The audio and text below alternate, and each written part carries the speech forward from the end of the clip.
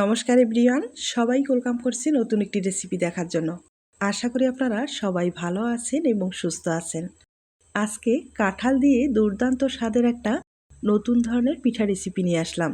পিঠা তো আপনারা অনেকভাবে খেয়েছেন, তবে কাঁঠাল দিয়ে এই ধরনের পিঠা খেয়েছেন কিনা জানি না।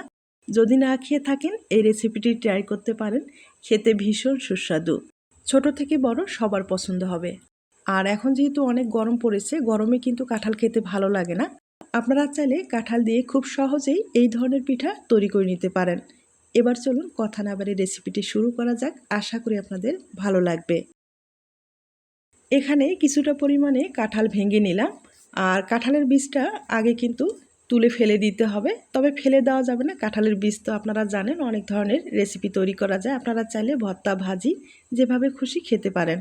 আর বীজটা কিন্তু তুলে নেওয়ার পরে এরপরে যেটা করতে হবে আপনাদের আমি দেখিয়ে দিচ্ছি। তবে এই কাঁঠালটা কিন্তু একটু পাকা হতে হবে, একটু রসালো যেন থাকে, তাইলে কাঁঠাল থেকে যে রসটা পাওয়া যাবে সেটা বের করার সুবিধা হবে। এখন এই কাঁঠাল দিয়ে আমি একটা ছাঁকুনির সাহায্যে রসটা কিন্তু বের করে নেব।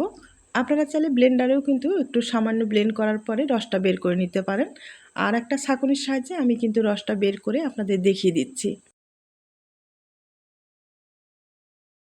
কাঁঠাল দিয়ে যে এত সুন্দর একটা পিঠা তৈরি করা যায় আপনারা হয়তো বা না দেখলে বিশ্বাস করতে পারবেন না।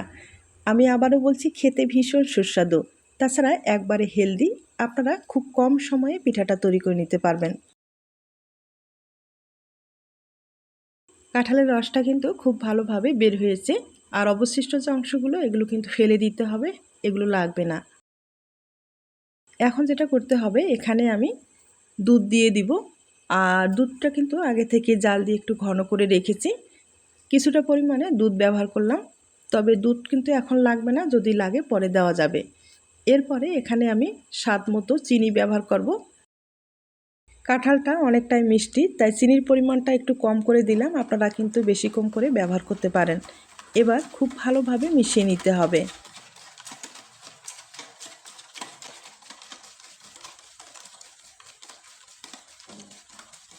যারা ডিম পছন্দ করেন তারা কিন্তু এখানে 2টা ডিম ভেঙে দিতে পারেন, আর যারা ডিম পছন্দ করেন না তাদের দেওয়ার দরকার নেই। এখন খুব ভালোভাবে কিন্তু ফেটিয়ে নিতে হবে, আর একটু সময় নিয়ে ভালোভাবে ফেটিয়ে নিতে হবে।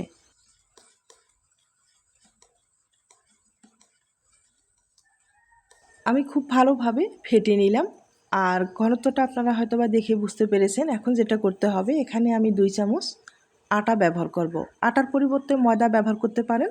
ময়দাটা ব্যবহার করলে বেশি ভালো হবে, অথবা চালের গুঁড়ো ব্যবহার করতে পারেন।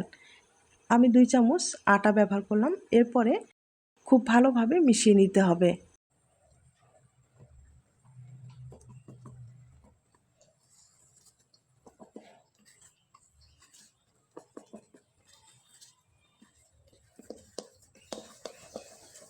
আমার মনে হয় ব্যাটারটা একটু পাতলা হয়ে গিয়েছে। আমি আরও কিছুটা পরিমাণে একটু আটা ব্যবহার করলাম। আর স্বাদ মতো এবার লবণ দিয়ে দিব। এখন খুব ভালোভাবে মিশিয়ে নিতে হবে, আর একটু সময় নিয়ে ভালোভাবে ফেটিয়ে নিতে হবে। তবে আপনাদের হাতে যদি সময় না থাকে সেক্ষেত্রে কিন্তু এই ব্যাটারটা একটু ব্লেন্ডারে দিয়ে ভালোভাবে ব্লেন্ড করতে পারেন, তাহলে সময়টা কিন্তু বেঁচে যাবে। আর আমি একটা হ্যান্ড উইচ দিয়ে খুব ভালোভাবে ফেটিয়ে নেব। যত ভালোভাবে ফেটিয়ে নিতে পারেন পিঠাগুলো কিন্তু ততটাই সফট হবে, খেতেও ভালো লাগবে। আর ভালোভাবে ফেটিয়ে না নিলে পিঠাটা কিন্তু শক্ত হয়ে যাবে। এখন যেটা করতে হবে, এখানে আমি কিছুটা পরিমাণে নারকেল কোড়ানো দিয়ে দিব। আর নারকেল কোড়ানোটা দিলে পিঠাটা খেতে ভালো লাগবে। আমি প্রায় 2 চামচের মতো নারকেল কোড়ানোটা দিয়ে দিব। আর নারকেল কোড়ানোটা দিলে পিঠাটা খেতে কিন্তু দুর্দান্ত একটা স্বাদ হবে। আপনাদের হাতের কাছে থাকলে দিয়ে দিবেন, আর যদি না থাকে দেওয়ার দরকার নেই। এবার খুব ভালোভাবে মিশিয়ে নিতে হবে। আর এখন যেহেতু আম কাঁঠালের সিজন, আপনারা চাইলে কাঁঠাল দিয়ে বা আম দিয়ে খুব সহজেই এই ধরনের পিঠাগুলো তৈরি করে নিতে পারেন। আপনারা যদি না খেয়ে থাকেন, আমি আবারও বলছি, অবশ্যই বাড়িতে একবার হলেও তৈরি করে দেখুন। আপনার ফ্যামিলি কিন্তু অনেক পছন্দ করবে। ব্যাটারটা আমি ভালোভাবে তৈরি করে নিলাম, তবে এখনও আরেকটু উপকরণ বাকি আছে, সেটা হলো বেকিং পাউডার। এখানে হাফ চামচের মতো বেকিং পাউডার দিয়ে দিলাম। খুব ভালোভাবে মিশাতে হবে। বেকিং পাউডার হাতের কাছে না থাকলে একটা ইনো ব্যবহার করতে পারেন, তবে পুরো ইনোটা ব্যবহার করার দরকার নেই, অর্ধেক ইনো ব্যবহার করলেই কিন্তু হয়ে যাবে। আর সম্পূর্ণ ডিপেন্ড করবে আপনার ব্যাটারটা ফেটানো হয়েছে কিনা। যত ভালোভাবে ফেটিয়ে নেবেন পিঠাগুলো কিন্তু ততটাই ভালো হবে। আর যদি ফেটানোটা ভালো না হয় সেক্ষেত্রে কিন্তু পিঠাগুলো ফুলবে না এবং শক্ত হবে। ব্যাটারটা আমি সম্পূর্ণ রেডি করে নিলাম। এবার এক সাইডে রেখে দিব। আর এখন আপনাদের একটু আমি চুলায় নিয়ে যাচ্ছি। চুলায় একটা কড়াই বসিয়েছি, এখানে 50 গ্রামের মতো চিনি দিয়ে দিব। চিনির একটা ক্যারামেল তৈরি করে নেব। এই চিনির ক্যারামেলটা পিঠাতে আমি ব্যবহার করব, তাহলে ভালো একটা কালার আসবে, খেতেও ভালো লাগবে। চিনিটা কিন্তু ভালো একটা কালার এসেছে এবং সম্পূর্ণ চিনিটা গলে যাওয়া পর্যন্ত একটু অপেক্ষা করে নেব।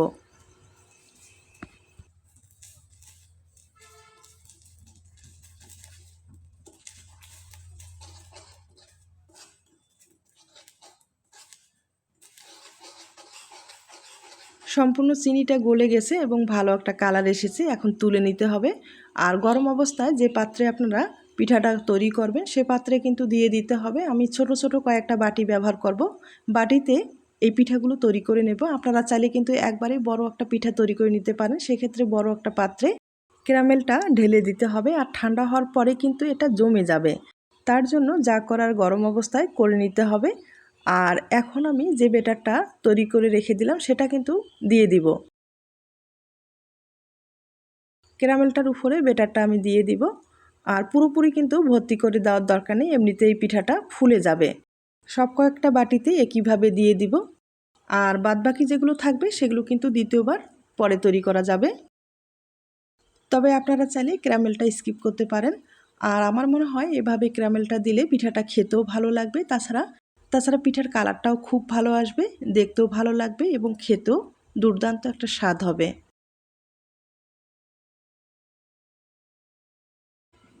সবগুলো বাটিতে আমি একইভাবে দিয়ে দিলাম। হালকা করে একটু ট্যাপ করে নিলাম, ভিতরে যেন কোনো রকম খালি অংশ পড়ে না থাকে।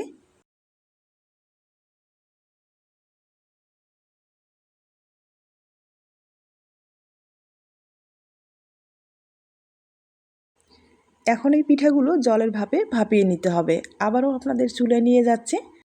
আমি আগে থেকেই পাত্রে জল বসিয়েছি। জলটা হাই হিটে ভালোভাবে বলক নিয়ে আসতে হবে।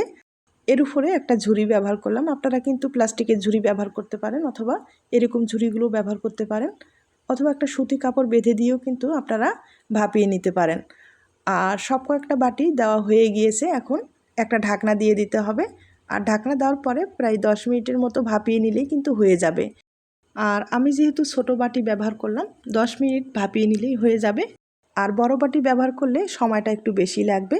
দেখতেই পারছেন পিঠাগুলো কতটা সুন্দরভাবে ফুলে উঠেছে। প্রত্যেকটা পিঠাই কিন্তু এভাবে ফুলে উঠবে আর এতটাই নরম হবে, মুখে দিলে কিন্তু মিলিয়ে যাবে। বিশেষ করে বাচ্চাদের এই পিঠাটা ভীষণ প্রিয় হবে। আর এতটাই হেলদি, আপনারা হয়তোবা দেখেই বুঝতে পেরেছেন। অবশ্যই বাড়িতে বাচ্চাদের জন্য বা আপনার ফ্যামিলির জন্য বানিয়ে দিতে পারেন।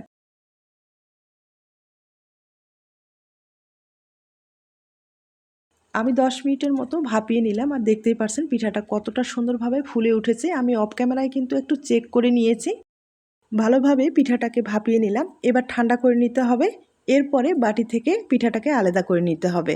আর আমি কিন্তু কয়েকটা আলাদা করে নিলাম। এখন 2টা বাটি আছে, আপনাদের আমি দেখিয়ে দিচ্ছি। বাটির সাইডগুলো অবশ্যই একটা ছুরি দিয়ে একটু ছাড়িয়ে নিতে হবে। আর এভাবে ছাড়িয়ে নেওয়ার পরে আলতোভাবে পিঠাটাকে তুলে নিতে হবে।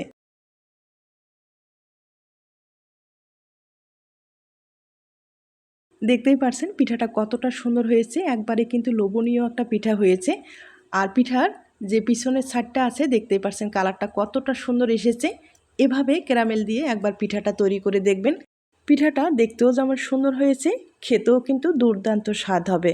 অবশ্যই বাড়িতে একবার হলেও এই পদ্ধতিতে পিঠাটা তৈরি করে দেখতে পারেন।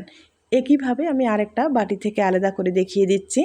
এই পিঠাগুলো তৈরি করে সাথে যে খাওয়া যাবে তা না, আপনারা চাইলে কিন্তু 1 সপ্তাহ রেখেও খেতে পারবেন। একবারে নরমাল ফ্রিজে বক্সে ভরে রেখে আপনারা কিন্তু 7 দিন পর্যন্ত খেতে পারবেন, কোনো রকম সমস্যা হবে না। আর হঠাৎ কোনো অতিথি আপ্যায়নে ঝটপট কিন্তু এই পিঠাটা আপনারা পরিবেশন করতে পারেন। দেখবেন আপনার অতিথি কিন্তু খুব খুশি হবে। আর দেখতেই পারছেন প্রত্যেকটা পিঠাই কিন্তু খুব সুন্দর হয়েছে। একইভাবে বাদবাকি পিঠাগুলো আমি তৈরি করে নিলাম, একবার দেখিয়ে দিচ্ছি। দেখতেই পারছেন প্রত্যেকটা পিঠাই কিন্তু আমার ভালো হয়েছে।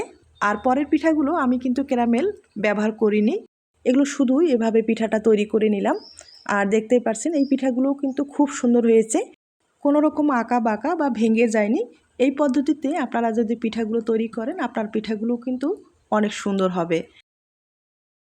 আর এখন আপনাদের পরিবেশন করে দেখিয়ে দেব, তার আগে ছোট্ট একটা রিকোয়েস্ট থাকবে। পিঠার এই রেসিপিটি আপনাদের কাছে যদি ভালো লেগে থাকে বা আপনার কোনো উপকারে আসতে পারে তাহলে কিন্তু একটা লাইক দিতে পারেন।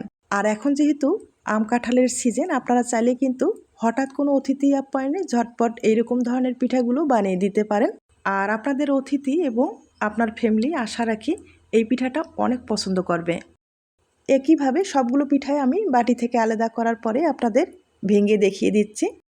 তবে আবারও রিকোয়েস্ট থাকবে, পিঠার এই রেসিপিটি আপনাদের কাছে যদি ভালো লেগে থাকে অবশ্যই বাড়িতে ট্রাই করে দেখুন। এখন আপনাদের একটা পিঠা আমি ভেঙে দেখিয়ে দিচ্ছি। দেখতেই পারছেন প্রত্যেকটা পিঠাই কিন্তু খুব সুন্দর হয়েছে, একটা পিঠাও কিন্তু ভেঙে যায়নি, আমি আগেই বললাম। আর পিঠার কালারটাও কিন্তু খুব ভালো এসেছে, আপনারা হয়তোবা দেখে বুঝতে পেরেছেন। এবার ভেঙে দেখিয়ে দিচ্ছি। আর এই পিঠাগুলো না এতটা নরম হয়েছে আপনারা হয়তোবা দেখে বুঝতে পেরেছেন। তবে আপনারা যদি চান এই পিঠাগুলো এভাবে তৈরি করার পরে দুধে ভিজিয়ে কিন্তু খেতে পারেন। দুধে ভিজিয়ে খেলে স্বাদ কিন্তু অতুলনীয় হবে, মনে রাখার মতো। অবশ্যই বাড়িতে ট্রাই করে দেখতে পারেন, অথবা এভাবেও খেতে পারেন। এভাবেও কিন্তু খেতে দুর্দান্ত লাগবে। পিঠার ভিতরটা দেখেই হয়তোবা বুঝতে পেরেছেন কতটা নরম হয়েছে। এখানে কিন্তু কিছুই বলার থাকে না, আমার মনে হয় আপনারা দেখে বুঝতে পেরেছেন। তাহলে আজ এ পর্যন্ত, নতুন কোনো রেসিপির সাথে আবার দেখা হবে। নতুন রেসিপির জন্য সবাইকে আমন্ত্রণ রইল। সবাই ভালো থাকবেন, সুস্থ থাকবেন এবং নিরাপদে থাকবেন। নমস্কার।